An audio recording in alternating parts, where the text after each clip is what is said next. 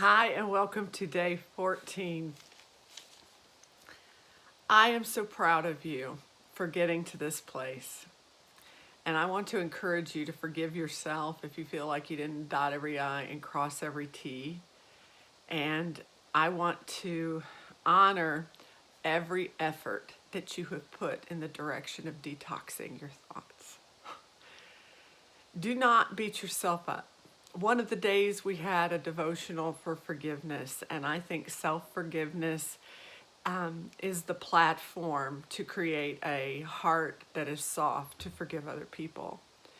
And I want you to be encouraged that your capacity to forgive is increased when you forgive yourself. I met with some lovely women today, and we talked about that. As a matter of fact, one of them really had a heart to say, hey, do not beat yourself up. Like, as a role of a mother, I remember an old joke I shared at the time. How do you spell mother, Guilt? You could be guilty all the time if you thought about, oh, I didn't do this thing, And I loved that one of the sisters just said, you just got to forgive yourself. You did the best you could at the time. So today's topic is random acts of kindness. And so that first random act of kindness I invite you to do for yourself. Receive God's love for you. Let it wash over you. Let yourself just be bathed in the goodness of God.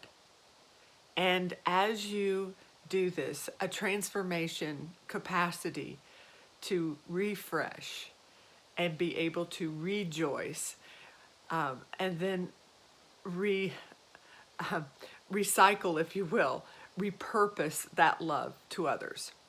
And so this is where the random act of kindness comes in.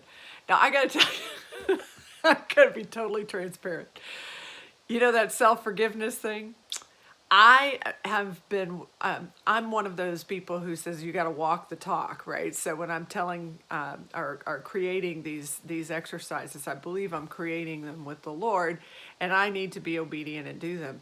And because I needed to write ahead several days, and I re-edit, and I got issues about continuing to rewrite things when I have time to. But anyway, I didn't do my 10 minutes. Okay, the 10-minute exercises, I think I fell behind a couple of days. And so I did it last night, and I just want to pray a blessing of every single minute that you spent intentional with the Lord is good. And when you didn't make it to those 10 minutes, I was sharing with a friend. I checked my hidden cell phone 3 times thinking I've got to be done, and I was not even close to 10 minutes. I just got in that rush of things. So forgive yourself, practice self-forgiveness, and that gives us the capacity to be able to share a love, a kindness with someone else. And it just, I believe it multiplies. As you sow into practicing kindness, kindness is multiplied. And so I invite you to co-create something fun and something simple. Remember when we were talking about habits? Habits, you don't try and run a marathon the first day. You just try and do a little something. So if it's just today, it's putting on running shoes, and you put on running shoes and you put on running shoes and then you start running a little bit. It's a lifetime going in a direction to get these habits established. So do something that is simple as you start to just practice random acts of kindness. And the fun thing is, as you practice them, you can get creative with it, and you just see opportunities, and you're listening to the Lord. This whole thing is about intimacy with the Lord. So you're hearing like, oh, I could do this thing. Oh, I'm supposed to go here. I had a friend. I called because I needed.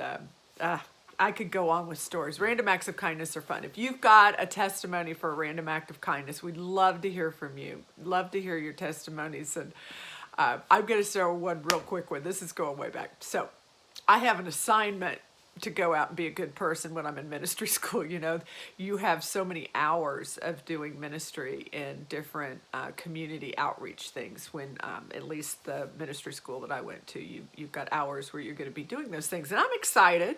But I'm also the expectancy is you are going to pray and you're going to lay hands and heal the sick. And at that point, I hadn't seen any major breakthrough with prayer or anything. And this is, oh, my heart was to see God's hand move and heal people. And I mean, for years, like I was in a church that didn't believe in miracles anymore. And I was kind of getting a lot of heat to like quit going after miracles when I was a lay leader in that church. And I just, man, it was on my heart to see, you know, just to see God's hand move in people's lives and, you know, praying He would use me for that. So you got to understand my heart when I went into this. I go to a community center that provided free groceries once, I don't know if it was twice a month or once a month. And then they had breakfast on that day while they were distributing the groceries. So they fed people who were homeless and in hardship situations. They got a free meal and then they would get groceries. And so we were cooking in the back or serving breakfast or serving, you know, whatever that was. That was our assignment for the day. And it was cold. This was in Columbus, Ohio. It was like icy. Like I didn't know, a lot of the stuff was shutting down. But this particular ministry, because of the people's desperate need, was open that day. And so I go and, you know, I'm you know, expecting, but, you know, had a lot of disappointments because I've been praying, you know, for people for years, okay, before, you know, I'm doing this. And so I'm in the back. I'm assigned to, I think it was frying sausage or something like that. So I'm in the back frying sausage. And then my leader pulls me out and says, it's time for you to go out and pray. And I'm nervous. I am nervous because, you know, I'm like, don't want to, you know, freak anybody out. Haven't, you know, done this type of dynamic before. And so, you know, we're praying and she's like, get a word of knowledge. And I'm like, okay, you know, red, purple. I'm like, I didn't even, you know, I think a red hat or something like that. So I go and pray for someone. Do you have any needs? And somebody did have a red hat and, you know, they didn't have any, you know, it's like, no, and he's actually one of the ministry people that donates his time too. So he's kind of in the same position as me. He's like, okay, I'll pray for you. And I'm kind of like, okay, there I am, batting 1,000, being sarcastic here. And then I went over to a woman who was standing in line to receive her breakfast. And she actually wasn't standing. She had to sit because she couldn't stand, she couldn't walk. And so, you know, people had pulled up a chair for her and they're kind of scooching the chair along in the line as I remember it. And she may have been out on the side and somebody was standing in line for her. I don't remember the particulars, but she was up there waiting to get her breakfast. And I asked if I could pray for her. And God healed her back and she walked. And I had never seen a miracle before. I was so, from one that I had prayed for. And she was so happy. And then I went over to another woman who was getting groceries and she had problems. And I laid hands on her and her back was healed and she could walk and she was moving. And so there was dancing and commotion. And it all just felt like angels were just dancing around. I totally was just lost in the energy of God's goodness of doing these healings. But I tell you, if you go out and you do a random act of kindness and it's not received like as anything, do not be discouraged. Just keep trying. And what you get is you're going with intimacy with the Lord so that you can reflect His love and light. And it's a good thing. And don't ever give up. It's worth it. Even as you have all of those, misses, if they're, random acts of kindness are kind of a safe thing. You don't have to, contend for a miracle. You can just do something in the natural to bless somebody.